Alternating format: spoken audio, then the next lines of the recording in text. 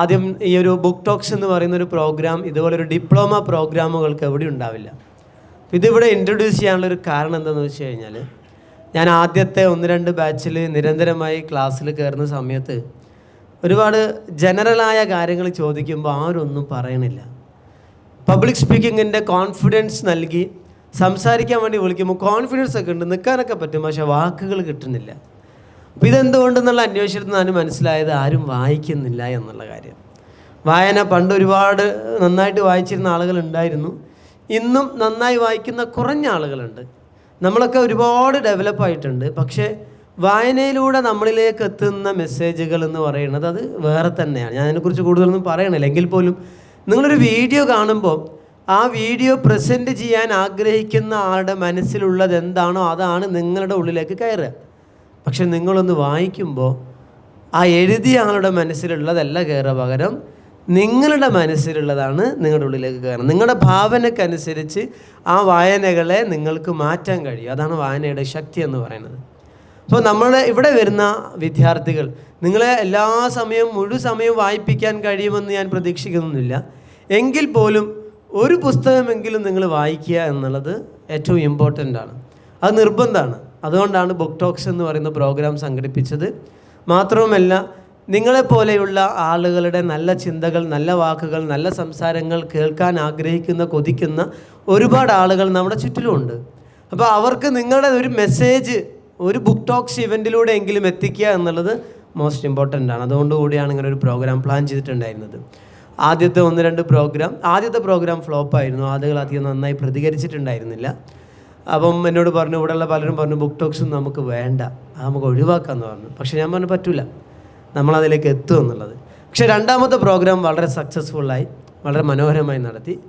മൂന്നാമത്തെ പ്രോഗ്രാം നമ്മൾ കോന്തല കിസ്സകൾ എന്ന് പറയുന്നൊരു പുസ്തകം അന്ന് വളരെ ഫേമസ് ആയിരുന്നു. എല്ലാ ആളുകളും വായിക്കുകയൊക്കെ ചെയ്തിട്ടുണ്ടായിരുന്നു. എൻ്റെ സുഹൃത്തിൻ്റെ ഉമ്മയാണ് ആ പുസ്തകം എഴുതിയിട്ടുണ്ടായിരുന്നത്. അപ്പോൾ ആ പുസ്തകം ഞാൻ എല്ലാവരും കൊണ്ടും വായിപ്പിച്ചു. എല്ലാവരും വായിക്കണം എന്ന് പറഞ്ഞു. അവരെ തന്നെ കൊണ്ടുവരാൻ വേണ്ടിയിട്ട് പ്ലാൻ ചെയ്തു.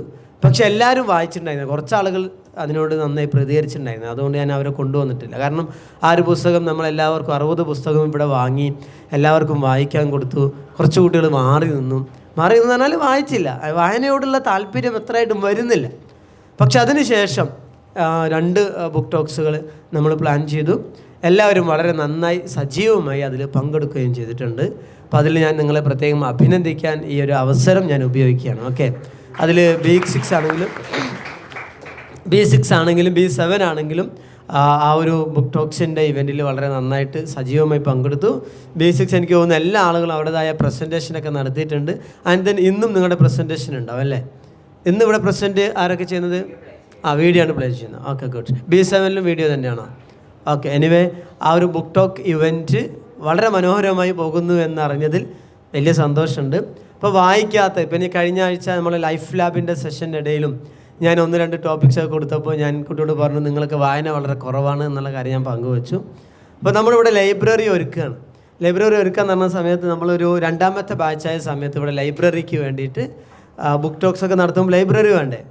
അപ്പോൾ ലൈബ്രറിയിലേക്ക് ബുക്സ് സെലക്ട് ചെയ്യാൻ വേണ്ടിയിട്ട് ഞാൻ 1-2-3 ആളുകളെ വിളിച്ചപ്പം അവരെന്നോട് പറഞ്ഞത് കോഴിക്കോട് പാളയത്ത് പോയി കഴിഞ്ഞാൽ തൂക്കി വിൽക്കുന്ന കുറേ ബുക്കുണ്ട്, നല്ല മൊഞ്ചുള്ള അട്ടിയാണ്, പുറന്തോട് നല്ല മൊഞ്ചുണ്ട്, നല്ല ഭംഗിയുണ്ടാവും, ലൈബ്രറിയിലേക്ക് വെക്കാൻ പറ്റിയ സാധനമാണ്, വലിയ പൈസയാവില്ല.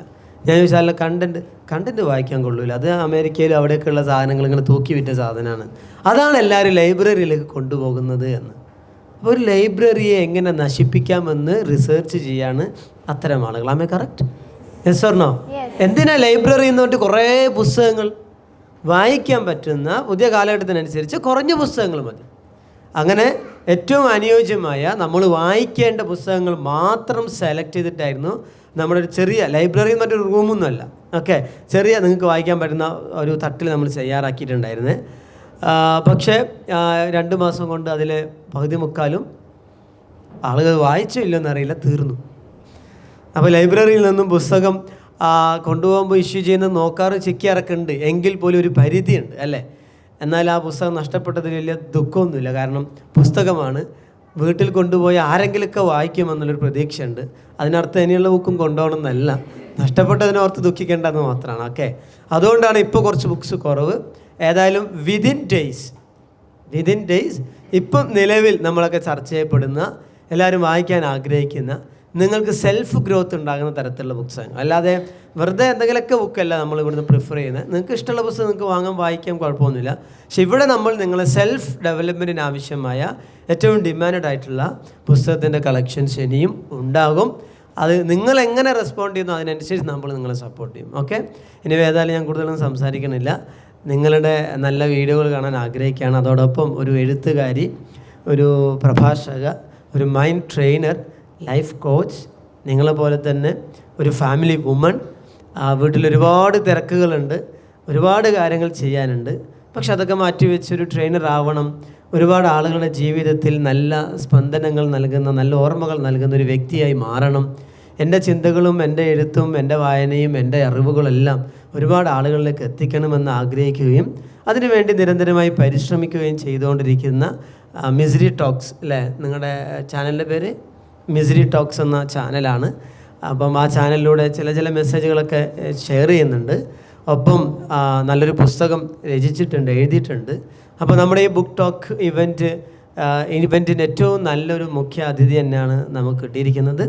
അപ്പോൾ അദ്ദേഹത്തെ നിങ്ങൾക്കൊക്കെ വേണ്ടി ഒരിക്കൽ കൂടി സ്വാഗതം ചെയ്തുകൊണ്ട് ഈ ബുക്ക് ടോക്സ് ഇവൻറ്റ് ബിസ്മില്ലാഹിർ റഹ്മാനിർ റഹീം എന്ന തിരുനാമത്തിൽ ഉദ്ഘാടനം ചെയ്തതായി അറിയിക്കുന്നു. Thank you very much.